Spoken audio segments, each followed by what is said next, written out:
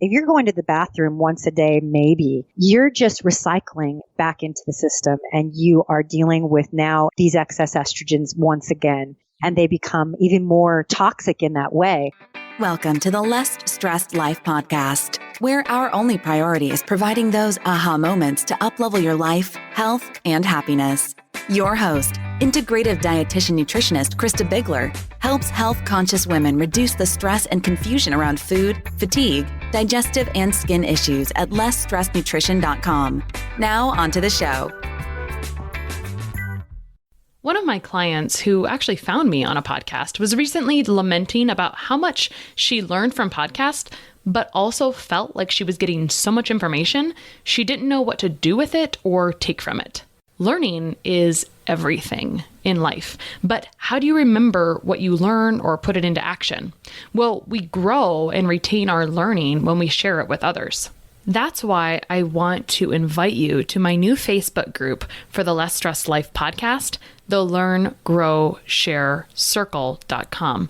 This group started as texts with friends and listeners talking about those aha moments from episodes. I thought, why don't we all get to have this talk? When you listen to an episode and wonder, did anyone else try that? I want to be able to share updates and things I've learned since the episode recording. And now more than ever, community is of paramount importance. To join the group, just go to learngrowsharecircle.com and join the conversation. I called it learngrowsharecircle.com because that's really how I see this. That's how I feel about podcasts. You want to share your aha moments, your wins, your questions, your thoughts to get the most out of this podcast. I'll see you there. Okay, today on the Less Stressed Life, we have Kitty Martone, aka the Healthy Gut Girl, who is the creator of the Total Gut Makeover, author of the Gut Health Diet for Beginners and the 4-Week Gut Health Plan, and host of the podcast, this is a fun title, Stuff Your Doctor Should Know. Kitty is a holistic health educator, investigative health journalist. We recently met at a conference in the lunch line and got to talking podcasts and decided to do a little chat. So welcome, Kitty. Thank you. Thanks for having me. Yeah. So let's talk about, well, we ran into each other at this hormone conference. And so I'd like to know why you decided to come to that. Like, let's talk about your background and how you got to where you are now. Okay. Well, I just love that we met in the lunch line. It's just classic, right? Yeah. Yeah. And it was, I guess the whole reason that I went is I've been offering the Dutch for a while now, for probably a year and a half, I guess.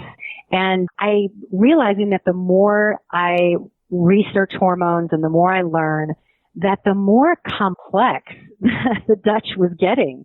And I thought, okay, I'm missing a whole bunch of stuff. So I felt like if I went to the conference, I could kind of get more proficient at reading it. And I just needed to really sink myself in deep with it if I was going to be offering it, of course. Mm-hmm. And then it's just kind of an enlightening thing as far as, sort of expanding my education as far as hormones go. And I was blown away, weren't you? It was great. Oh, it was intense. And I would love to talk about our takeaways in a minute here, but let's talk about first, like where the interest is in hormones and then kind of even well before this. So like you help people with hormones, you are interested in gut stuff, but where did that come from? What is the real background here? Because you had a chef life, you worked along some other big nutritional people, like Donna Gates is the body ecology person who's like big into fermented foods, etc. How did you get where did that all start? Well, it started with, I think, a lot of us with our sort of own healing journeys and being pretty sick for most of my life, since infancy all the way through adulthood. And then just at the end of my road with conventional medicine, I could no longer, continue to do the drugs and whatnot. So I started to seek out alternative therapies, which is how I met my husband. And I was doing acupuncture and I was doing Reiki, you name it. I was looking for every way to help find some balance in my personal life. And my husband was not just your sort of conventional chiropractor. He does this very holistic approach to it. So he doesn't just, crack your neck and send you on your way. He does this whole process of, what's going on in your life, everything. And I was blown away by this because I had never seen anybody work like that. And at that time, and he introduced me to, like changing my diet and diet elimination and fasting and parasite cleanses and, you know, heavy metal cleanses. And I was like, whoa, there's a whole world out here. And I just started to dig in. And then, you know, we fell in love, we got married, and we opened a business. And this is the cliff notes. We opened a business called Dedicated Wellness, which is now going on 20 years that he's been working in Santa Monica. And he has a large demographic of his practice is children with disabilities. So in the autistic spectrum, children with cerebral palsy, also spinal cord injuries. And so I took an interest in trying to help. So I went to school for nutrition. And in that process, I realized that everything that I was learning were things I couldn't apply to these children's lives because they were either on G-tube, you know, feeding tubes, or I just couldn't put them on a supplement protocol or anything like that. So I started to sort of investigate other ways and other means of helping them. And I stumbled upon Donna Gates and fermented foods. And she works with children who are autistic as well. And so she had all these methods of sort of sneaking in fermented foods into their diets and just different ways of altering their palate so they're not craving simple sugars so much. It was just this incredible education, and it changed my life. And I stalked her. I literally would just go to wherever she was talking until finally, I said, you know, I have some culinary background. I hadn't gone to school yet to be a chef. I just had some culinary background of, you know, like in the kitchen on my own. And I told her, I can make these fermented foods. I can be your demo chef. And so she said, okay. And I started working with her, traveling different places and demonstrating how to make cultured foods and fermented foods. And that was it. That's how, and then I went to culinary school. So I would not chop my fingers off in front of people, and I could learn knife skills and, you know, the basics. Mm-hmm. And so that's how I ended up with a little bit of a chef background for that specific reason. I like that story. For one, your husband's working in a field where we need a lot more helpers, right? It's kind of a tricky field, right? Because some things that should be easy aren't easy because of other barriers, right? And so it's cool. I like the moral of that story. When you want something, really go for it, right? Like follow this person around. I was wondering, did you live close to each other or something? Is that how that was so easy? It was. I mean, this is crazy. This makes you feel like there's definitely some divine intervention at work here, because I had read her book and I was obsessed, and I was sitting in the lobby of my husband's office, and I was sitting there talking to a client of his. And I said, I had the book in my hand, and I said, I'm really, really want to meet this person. I want to meet Donna Gates. And he was just asking me about my career. And he said, I have a friend who is a publicist. You might want to talk to her. So she comes into the office one day and we meet, and I said, I really want to meet Donna Gates. And she said, I'm Donna Gates' publicist. Mm. It was so weird and random. And she didn't live here yet. She lived in Atlanta. And so she just started to get me, you know, to introduce me. And so it became easier after that. But so that was just definitely, you know, some magic at work there. Mm-hmm. I love when it's a small world, especially in California. Well, since this is like the beginning of the fermented food story, tell us about a time or a case study where fermented foods were really critical in how they transformed a client or your husband's client or some story from your practice. Oh man, there's so many, but one of my favorites is we worked in conjunction with a center called the Napa Center, and they're still here in LA, and they are specific to helping children who are vaccine injured, children who are, you know, in the same thing, all these sort of disabilities and whatnot. And they have these neuro suits. They're incredible, these suits. This is a topic for another day. Maybe you can have someone on from this place. They're so amazing. They were designed by NASA for when the people came back from the International Space Station. They put these suits that have these bungees on them, and it allows them to like ignite, if you will, their musculature again, so they can feel themselves in time and space again, so they're not feeling like they're this anti-gravity that takes a toll on their bodies. Well, the children have these similar issues too, where they've got this flaccid composition with their muscles, and they're, you know, and so these suits give them this awareness that they're even present at all, which is amazing for some of these babies. It's critically amazing. It's profound. And so I went off there a little bit. So this center, people would come from all over the world to get these treatments. And Charlie, my husband, was part of that. And so one of these little girls that would come from all the way from Bangkok, she had acid reflux. And they never knew her to not throw up and foam at the mouth after meals and in the middle of the night, ever. She had acid reflux. They had her on Nexium. By the time I met her, she was already 5, and she was still the size of an infant. And she was, she had severe acid reflux. So we were doing all kinds of things for her. But one of the things that we did was add coconut water kefir. So not like 𝑒𝑣𝑒𝑡ℎ, but more like something that's lacto-fermented, very, very strong, very vinegary. You can make it yourself. And it's powerful. And you take like 1 or 2 ounces. At the time, for a child that size, you would take like an eyedropper. They were giving it to her every night and after every meal, and just like medicine. And the first night that they gave it to her, she did not spit up and throw up her food, and she slept through the night. Just with that one. We also were doing some peppermint oil with coconut oil kind of diluted, mixed on her belly, just to kind of ease up her nausea and her bloating. But just that coconut kefir. And so my husband was working on her not too long ago, and I hadn't seen her in a while. They still do it because it's what keeps her from having the acid reflux. So, that's profound, because these children's lives are already impacted. Their quality of life is tough as it is. But then to have these other things and be able to help them in that way, it was so rewarding and incredible. I've seen, old, really, really old people that can't even eat anymore, who are definitely like, this is it. They're on their way out. These are their last days, to all of a sudden be able to take cultured foods and then, extend their life and their quality of life longer, because they're getting all this nutrition, but it's pre-digested by the bacteria. And so not only is it 100 times more nutritious thanks to the bacteria's work, but they're actually getting fed, right? They're getting sustenance. And so, and they're, adding to the probiotic content of their stomach, of their actual upper GI, because we know it can't do that in the lower GI. We know that now. Have you seen their appetite then increase sometimes when you've done that?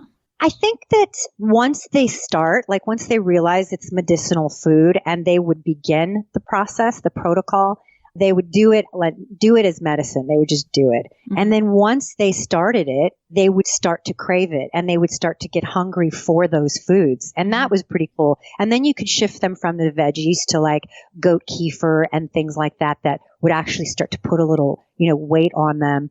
So yes, I didn't ever see anybody feel like they all of a sudden, completely remediated their entire dietary, the way they eat, or getting their appetite back completely. But it certainly added nutrition, and they craved it. They felt like they enjoyed it. Nobody was grossed out by it or anything like that. They looked forward to it. Well, I asked because I work with a bunch of children, and sometimes when we've done certain types of prebiotics, that we go from like really not growing, which, by the way, I was reading a bunch about like nocturnal sleep disorders last night related to eczema and how it really stunts growth because you need the sleep for growth. And that makes sense, but it's profound when you read it, right? Like, oh man. And so anyway, and it's such an issue in itching and et cetera. So anyway, I've seen this a few times where kiddos really don't have that much of an appetite, or they're not wanting to eat a whole lot. And then we do some prebiotics. Prebiotics are different than probiotics, right? It's what the good bacteria eat, but it's like flipping a switch where then suddenly they have an appetite. So that's what that made me think of right there.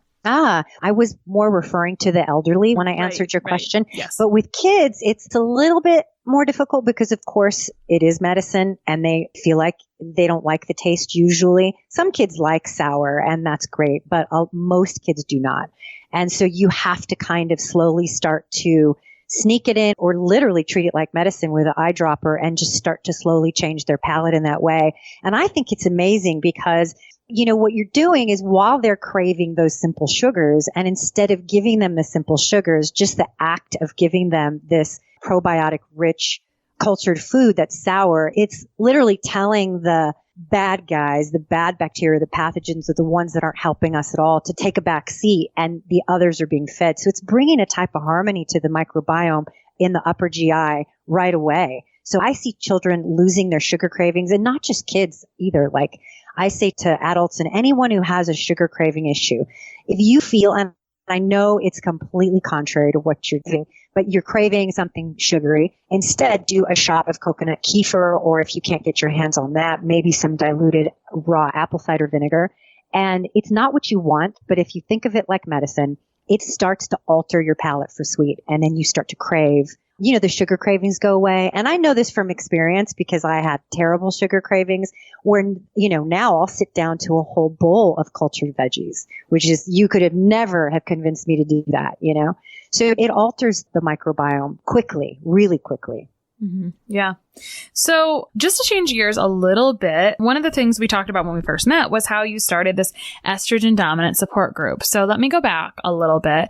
Where did that idea come from? Why did you do that? And maybe mention what estrogen dominance or estrogen excess looks like and how estrogen should be in balance with other hormones. Yeah. So after meeting my husband and kind of just spending, many, many years working on my gut health and working on mineral balance and pH balance and detoxifying, I was doing great. But the one thing that was not budging at all was that I was not able to carry a pregnancy, and I was having the worst periods and cysts and fibroids and endo and you name it. I was that classic case of just hormone hell. And I couldn't alter it no matter how much some things would change, but I couldn't fix it. So I started to look into bioidentical hormones, and I found progesterone therapy, which is different than just a conventional doctor. Gyno might put you on what I call the maintenance phase, which is just, your luteal phase of progesterone, like 75 milligrams or something like that. I found this website of this woman, Ray, it's called progesteronetherapy.com. And she was talking about high doses, like mega doses of progesterone to help stop bleeding, to help shrink fibroids, to help get rid of polyps. I mean, I was blown away by this, even to deal with melasma, things I'd never heard anybody talking about. And I was at the end of my rope. I was already getting to that point where I could no longer have children, or at least attempt to. And I was like, I've got to just do this. I've got to try it because nothing's helping. Next would be like hysterectomy, Mm-hmm. So I did it. I was on the Body Ecology Diet Support Group on Facebook. And in that group, everybody, no matter what, every day, people would talk about their hormones. They would say, can this help with hormones? So I started to talk about progesterone therapy. And then I felt like I was kind of hijacking the group a little bit because a lot of people had interest in hormones. So I started my own group, which was the Estrogen Dominant Support Group. And within a matter of weeks, we had almost 1,000 people. Mm-hmm. And now we're at 12,000 almost. I think might be a little more. And it's just growing because this is I just want to say epidemic, just like it's so common for women to just be suffering so much. Right. So I shifted a little bit my perspective from gut health, even though I still feel like it's foundational. And also once I started the progesterone, I think having your gut health in place, worked out, you've got your liver working, you've got everything working, your detox organs are functioning well, digestion is upregulated, and then you start something like progesterone therapy, it's a win-win. But it's when you try to work just from using progesterone therapy or just using bioidentical, try to bring balance to the body in that way without having worked on your sleep hygiene and all that other stuff. That's when I think it gets more complicated. So I started the group and it's incredible. I mean, it's just amazing. Yeah. And I would agree, like estrogen excess, which can look like you said, fibroids and endometriosis, but it can also just look like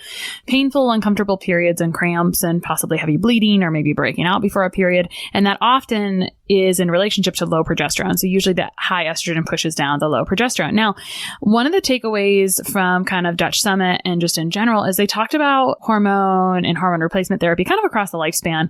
And so I want to just clarify this to be clear, because one of the takeaways I picked up from being and I should clarify also, we were talking about being at this conference, and Dutch stands for Dried Urine Test for Comprehensive Hormones.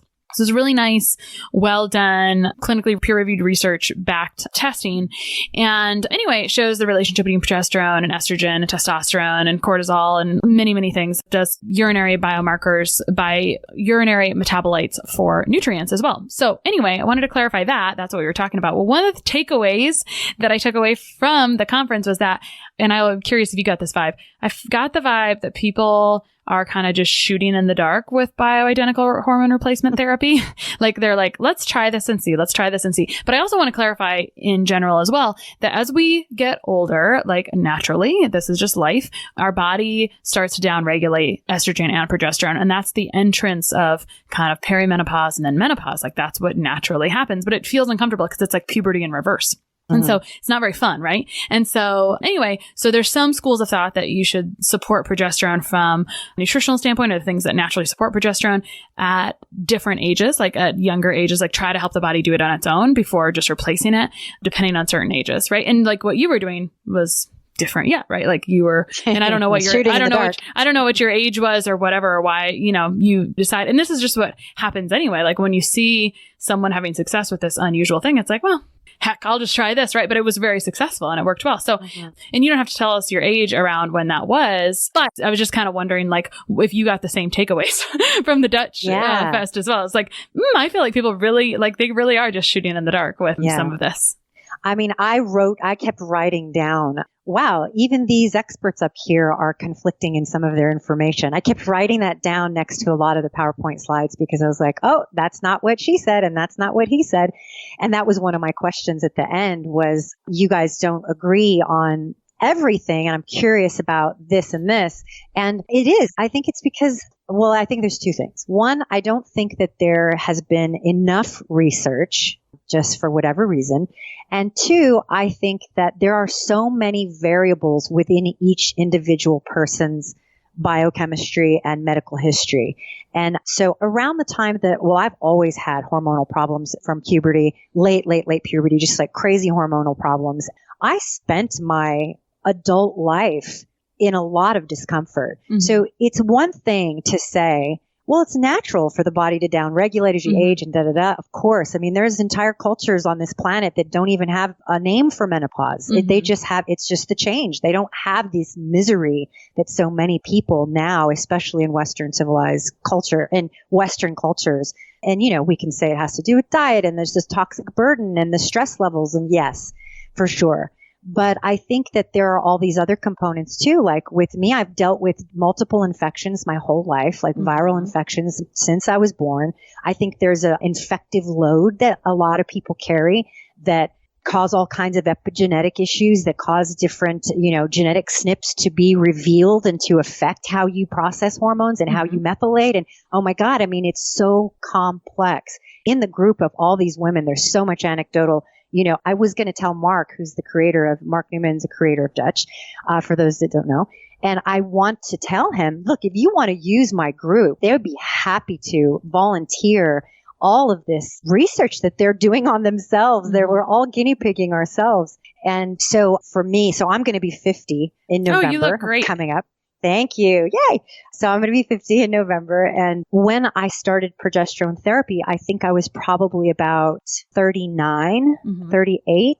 And right away started like mega dosing. And now I realize, and the takeaway for me with progesterone therapy in particular was that if you're doing that much, something's being overlooked, right? So that's what I took away from them. They're like, yeah. So I think there was some cortisol issues and some issues with infection that was really hard for me to manage. And I think each individual woman, because you look on the group and you see people who do the same exact protocol as the next girl and the next woman and the next person and have completely different results. Totally. And so it's shooting in the dark was a great expression. Yeah. You said earlier, well, I kind of transferred from like gut health to, I'm kind of putting those words in your mouth, but you kind of said you kind of transitioned a little bit from gut health to kind of hormone stuff a little bit, kind of, but really gut health is hormone health. And for as complex as gut health is, like there are so many oxymorons or things that contradict each other in gut health.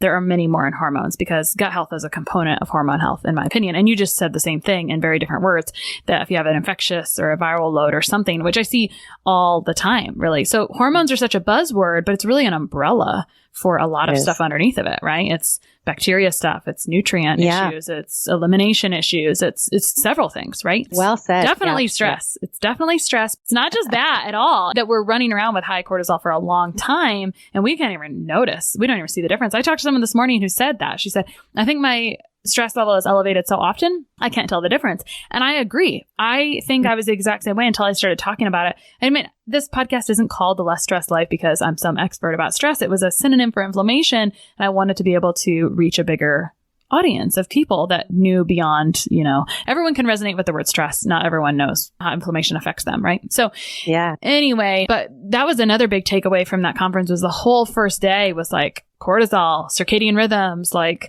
I thought, gosh, how do you convey this? I mean, it really kind of got me jazzed up for a while that I need to dive back in and play with because it is such a huge piece, the cortisol, circadian rhythms, sleep patterns, and just what our cortisol is doing. It's supposed to have this normal pattern of rise in the morning, you want to get out of bed, you want to be able to function, and then go to bed at night, right? And for so many people, that's upside down and backwards. And if that's a mess, it's really hard for your body to correct anything else because it helps regulate your immune system and your metabolism, right? The other buzzword, right? So it's like you said, when there's an adrenal issue, sort of almost takes priority. And it's a hormone issue, but it's a subset. Yeah, you're right about that first day. I sat there and I couldn't write fast enough and type fast enough because I did a Facebook Live when I got back to my hotel room and I said, guys, stress. If there's anything I can say, manage your stress. Figure it out. I don't care what you have to do. Save your pennies. Do what you can. Find ways. Do box breathing. Do what you can. This was the big takeaway that not only fired me up like it did you, but it kind of scared me because I feel like the whole 5G, the whole Wi-Fi, EMF, electromagnetic frequency pollution that we're dealing with, I think that's making it very difficult. I think that it's more of an endocrine disruptor than we really even realize. And I think that's a big player for sure. And I was going to say, I wrote it down here. Oh, another thing on the second day that got kind of validated for me that I've been working on for a couple of years now, and I never, ever knew this, was the recycling of estrogen in the bowel. So you can be methylating, you can be conjugating and eliminating all of your estrogens correctly. Everything's working well. Your Dutch looks good in some ways, but then you have this weird recycling problem because the bowel is so slow. And I had this Kiran Krishnan. He's a microbiologist that you might have heard of. Know him.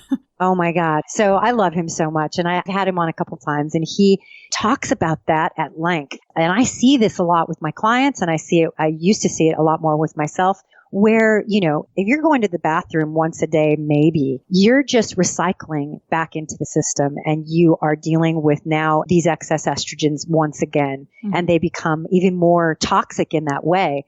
And that was a big takeaway too. I was like, gut health is so critical for balance, for the balance of the hormones. So yeah, it's foundational. I mean, it is foundational because you have to be able to metabolize estrogen with good gut bacteria. One thing I was just going to mention, because when you were talking about excess estrogens being so significant, one of the reasons they're so significant is because of the environment as well, or like what's coming in or what the body uses estrogens, right? So xenoestrogens. But yeah, Karan I think everyone loves Karan. I was at his conference a month ago and his podcast episode is still the most popular, right? He's just so good at bringing things home and just kind of like wowing people. So Kitty, so if you had a gut reaction on what you wanted to leave people with today, what would that be? I see this over and over and over, and it's a level of feeling overwhelmed and frustrated. You get online and you feel like you need to be a biochemist yourself in order to figure out your own health or the health of your children. And it's so daunting. And I see people, especially for women who are getting to that point where dysregulation, hormone imbalance is really kind of a thing. And they're trying to raise their family. They're trying to have a happy home. They're trying to maintain their marriage. And this is so daunting. I feel like what I would love people to do, and that's why I was trying to get my books to be so simple, is to narrow things down. Just take on one thing at a time. Don't get overwhelmed by your 23andMe and your epigenetic this and all these different markers and your allergy testing, unless you have a functional doctor who is going to take you through that process where you've got that support. Otherwise, I would just say, narrow it down, start at the gut, work your way, and that's kind of it. I mean, of course, there's a lot under that umbrella, but that's a lot to work on to just keep it simple and start at the gut. I think that's the big thing. It's hard to describe months of work in like a minute, right? So anyway, I'll just leave it at that. Yeah. Where can people find you? You can find me on my baby, my Stuff Your Doctor Should Know podcast, and that's iTunes, Spotify, and on healthygutgirl.com, and also on healthygutgirl.com. On Instagram, healthygutgirl_. It's my favorite place to be. I love posting mini blogs, so I keep all my science in quick to read, easy snippets. And so social media, of course, lovely social media. Mm-hmm. And then my books, of course, are available on Amazon and anywhere books are sold. Well, thank you so much for coming on and riffing with me about our experience at Dutch Fest and beyond. Oh, thanks for having me. It was so fun. Thank you. One of the best gifts you could give us at the Less Stress Life is your feedback. We are paid in podcast reviews. If you enjoyed this or any other episode, please leave us a review. In the iTunes store or from your podcast app, just search for Less Stress Life as if you're not already subscribed. Click on the banana face image, scroll to the bottom where it shows the text of other reviews, and write a review. While you're there, hey, make sure you hit subscribe. For Android or Stitcher users, you gotta go to the desktop site and search for Less Stress Life, and then scroll down to leave a review. Stitcher doesn't load Apple reviews on their site, so if you want, you can leave a review in both places. Your feedback means a lot to the success of the show. Thanks so much for taking the time to do that. You rock.